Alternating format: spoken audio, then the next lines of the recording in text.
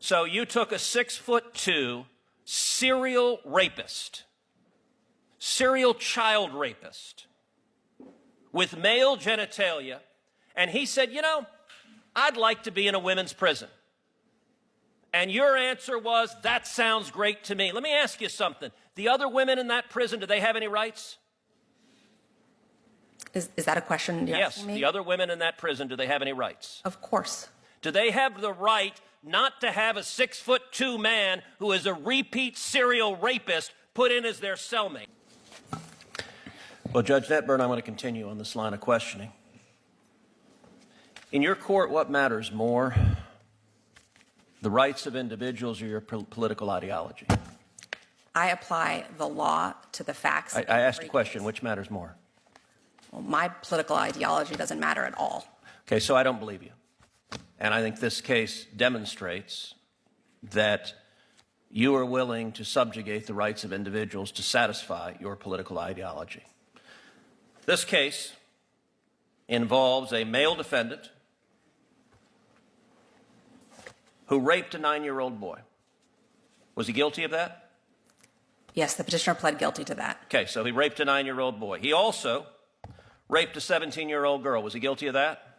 He pled guilty. The petitioner pled guilty to that crime as well. So was he guilty? I hope so, because she pled guilty to it.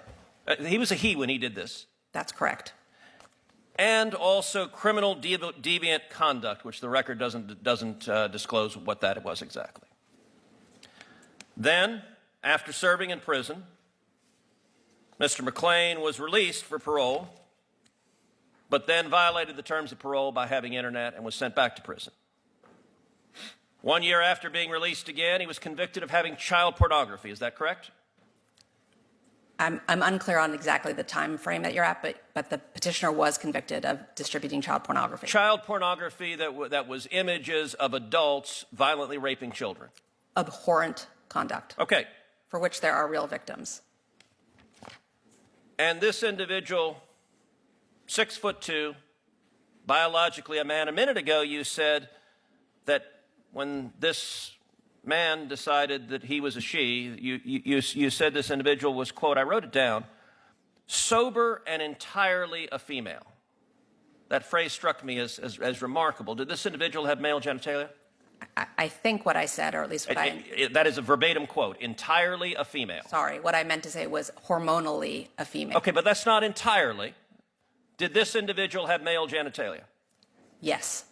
So you took a 6'2" serial rapist, serial child rapist with male genitalia, and he said, you know, I'd like to be in a women's prison. And your answer was, that sounds great to me. Let me ask you something. The other women in that prison, do they have any rights? Is that a question you're asking me? Yes, the other women in that prison, do they have any rights? Of course. Do they have the right not to have a 6'2" man who is a repeat serial rapist put in as their cellmate? Senator Cruz, I considered the facts presented to me, and I reached a decision based on what the law I asked you a question. Do they have a right not to have a 6'2" man who is a serial rapist put in as their cellmate? Do those women have a right to that? Every person who's incarcerated has the right to be safe in their space. But you didn't think so. You didn't think so. And in fact, I'm going to give some quotes from your order because Senator Kennedy is right. This is not a judge's order. This is a political activist. By the way, the beginning of your order says, at birth, people are typically assigned a gender. I got to say that would astonish a lot of Americans. A lot of Americans think you go to the hospital, a baby is born, and congratulations, you have a little boy, a little girl. The assigned a gender, I know you went to Brown, but it sounds like it's in a college faculty lounge with no bearing on reality. The Bureau of Prison argued what I'm saying right now, that if you put this person in a female prison, there will be a risk of sexual assault to the women. And you know what you did? You said you didn't care about the women. I'm going to quote what you wrote. You wrote, quote, the Bureau of Prisons claim penological interest in protecting female prisoners from sexual violence and trauma. This interest is legitimate, that's kind of you to say, but there are no signs that petitioner is at risk of reoffending. The record is devoid of evidence of incidents of violence or assault during petitioner's incarceration when she was the perpetrator, only the victim. A theoretical risk of sexual assault by the prisoner without more cannot support the BOP's position. No evidence, theoretical. Have you dealt in what universe is someone who is a serial repeat child rapist not at a risk of reoffending? Senator, as I do in every case. Okay, I know you've been told to repeat the line, I follow the law. I asked a question. In what universe is someone who is a serial repeat child rapist not at risk of reoffending? Sir, I looked at the facts that were before me in this case. All of the evidence, including the statements of every warden who had supervised this petitioner. You also wrote, the BOP also posits that permitting petitioner to live among women will be traumatizing and possibly dangerous to them. This concern is overblown. I have to say, if I were the father of one of those women,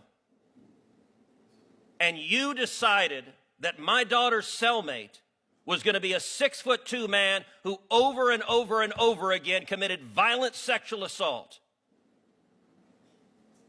I would say the entire justice system is absurd, and it is clear on your record your political ideology matters a heck of a lot more than the rights of those women that you endangered. I think you're a radical, and I think you have no business being a judge.